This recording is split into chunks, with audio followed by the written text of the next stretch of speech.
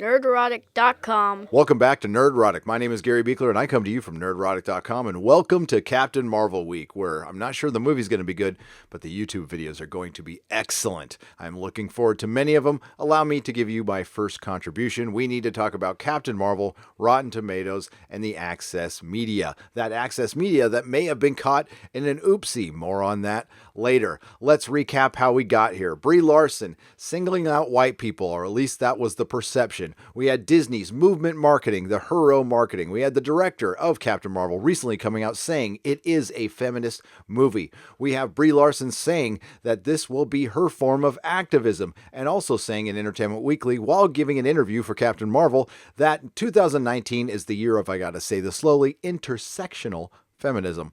I've had to recut this a couple times because I said intersexual feminism. That would be interesting.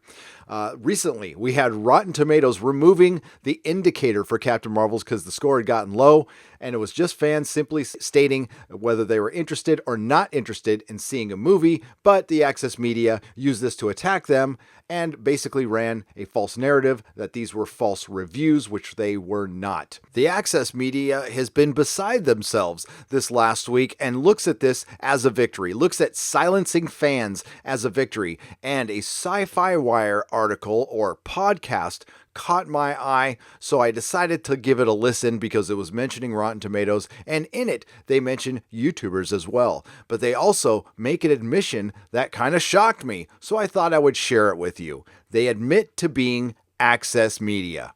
Now, I'm not going to link this podcast because YouTube does not like when you link off site, but you can take a look at it here, and I'm sure you can find it because you are a clever person and you know how to Google. I am also not going to play the whole podcast. I'm just playing some sound bites. I will try to give it as much context as possible to be fair to the podcasters. There is going to be a little build up here, but stay with me. Some people started to see it, and then because there was some positive buzz, people were feeling good. Brie Larson was speaking with a sweet young child on the blue carpet. It was all so nice. It was very important for people who are upset that Brie Larson talks about feminism and talks about inclusiveness in her interviews. They had to undercut that. And the way they did it is that they started putting sort of negative review scores on Rotten Tomatoes, even though they hadn't seen the movie. I got to jump in already. First of all, it was not negative reviews. It was an indicator. Nobody is claiming they saw the movie. I went over all the ones I could see, and nobody said they were seeing the movie. It was simply an interested and not interested. Stop running with this narrative, although we all know why you are, because you're trying to get out in front of the actual audience score that's going to open up in a couple of days. Now, you also said people are upset because she was talking about inclusivity. You know that is not true as well. Nobody has a problem with her talking about that. It's how she talked about it. The bottom line on it is, or at least sort of where we are right now, is that Rotten Tomatoes sort of took an action. And Yes. so they put a stop to it. You can't. They just got rid of that score and said you can't weigh in on this movie until it's out. Good. And that was that. And I think they should get rid of the fan reviews entirely. Okay, elaborate on that. It's not a right. But wait. They run a website, they run a business, and critic reviews are critic reviews, and that's fine. But and listen, this is not to me saying fans can't have an opinion, but this is a tool that is obviously being abused more than it is being used constructively, especially around particular films that politically rub some people the wrong way for certain reasons. So it's why we can't have a nice thing. This thing would be nice if people used it the way it's supposed to be used, but no one is, so screw it. Goodbye. So a member of the Access Media feels like a tool that is used to inform the public is being horribly misused, has been hijacked, and needs to be taken away. Rich. Because I have a take on this that I haven't heard. All right, so here's the thing. What I hear time and again, and the reason why I don't really engage, but I do listen to people. They talk about, the problems of access media. And they talk about it in a way that's very conspiratorial, which I think is not terribly realistic. It's really hard to work out the mental gymnastics here. Conspiratorial in the sense where you all meet in some secret location to hash out your sharticles? No. Is there collusion? Yes.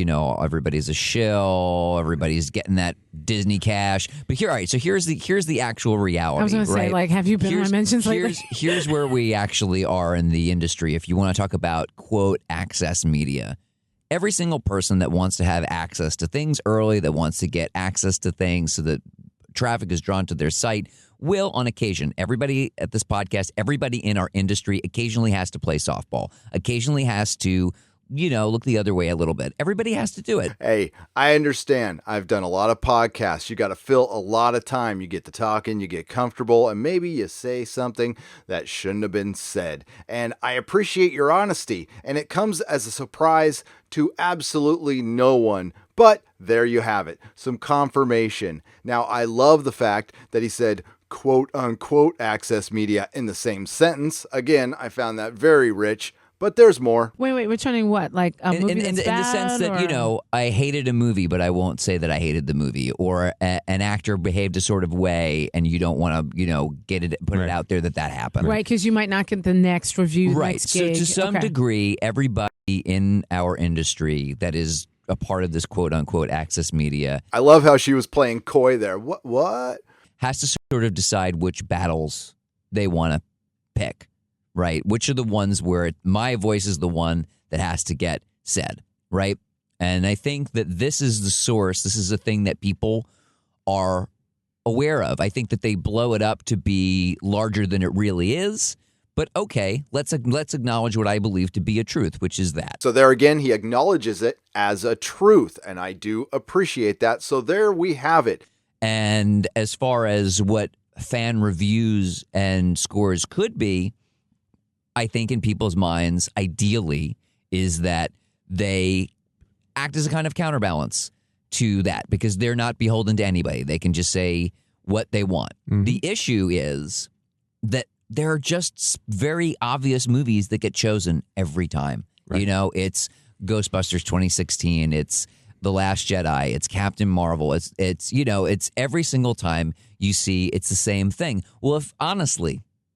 And to anybody who thinks that Rotten Tomatoes shouldn't have done this, that they really believe in the value of letting people know before the movie's even out that they're not interested, that they're trying to take a stand against something, trying to take a stand against corporate greed, corporate influence on access media. If that's your beef, if that's your problem, then do that on every goddamn movie. Do it to every single one of them. Somebody sounds angry there. Now you're just kitchen sinking. If this was about a fight against corporate greed, why are we supporting multi-billion-dollar franchises? That's a ridiculous argument. What I do agree with you with is that the fans are voting on Rotten Tomatoes and other places to counteract shill critics. There we can agree. Listen, it's the companies that have chosen big franchises, particular franchises, to inject identity politics, personal politics, political correctness, whatever you want to call it. And when we react to it, it is you in the access media who do not miss any opportunity to use it to attack fans. You guys need to remember who you write your sharticles for. This weird stuff that comes out, people will say, well, the bastions of truth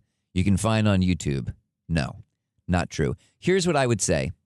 If you truly, if again, the attitude, which I understand, which is that they want critics and interviewers, people that are working in the industry to hold each other accountable, to try and make it, and look, if you want to support that, hey, great. Sounds great to me.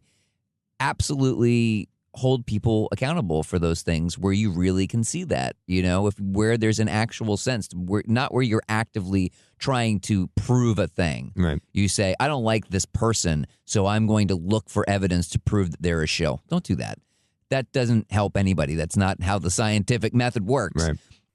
The scientific method is an empirical method of acquiring knowledge that has characterized the development of science since at least the 17th century. It involves careful observations, applying rigorous skepticism about what is observed, given that cognitive assumptions can distort how one interprets the observation. I do not know much about this scientific method. I am a simple man, but when it comes to proving an individual to be a shill, that's not what we do here. Plus, the shills prove themselves to be just that every single day. Now, as far as YouTube being the last bastion of truth, I don't know. We're just simple folk with a microphone and an internet connection and an audience that we seem to have connected to that seems to like what we have to say. Maybe you have forgotten that in the access media. Maybe you have forgotten you're actually accountable to an audience and not Disney. Now, here's one for the road. I'll be honest, like, you're right, Danny. Like, I agree with you. We've all been in a position where we've had to play ball with a corporation or something in the interest of a movie or TV show, whatever. But I have never known personally, and this is in 20 years of working in digital media, someone to softball a review. Like a straight up review. I am reviewing this movie. I am reviewing this thing in the interest of... I've never met a single soul who's ever been paid off this thing. It doesn't happen. If somebody softballs a review, they're not going to tell their friends about it. But I don't know how you can say you softball something and then nobody softballs anything in the same sentence. That's a little bit confusing. I don't get the logic, but you are the access media. As far as getting paid, no, I don't think you guys are getting paid. Like I said before, you have offered yourself up freely. But what you're doing is you're going to vanilla yourself right out of a job. You're going to bland yourself right out of a job because you're not giving your honest opinions, and the public can now see through that. That's why more people are going to YouTube. That's why you are threatened by YouTube, and you keep bringing it up.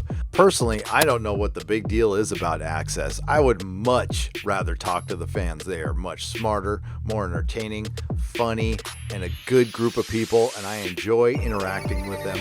Thank you to all the new subscribers. If you like what you heard, please like, share, and subscribe. If you didn't like what you heard, hey, thanks for listening this long. Go to nerdrotic.com and may the small folks sing songs of your greatness.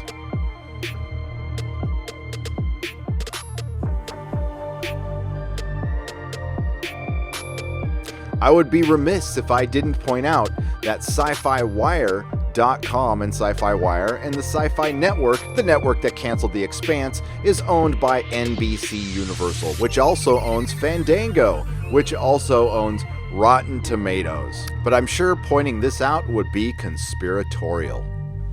Nerdrotic.com. Please subscribe.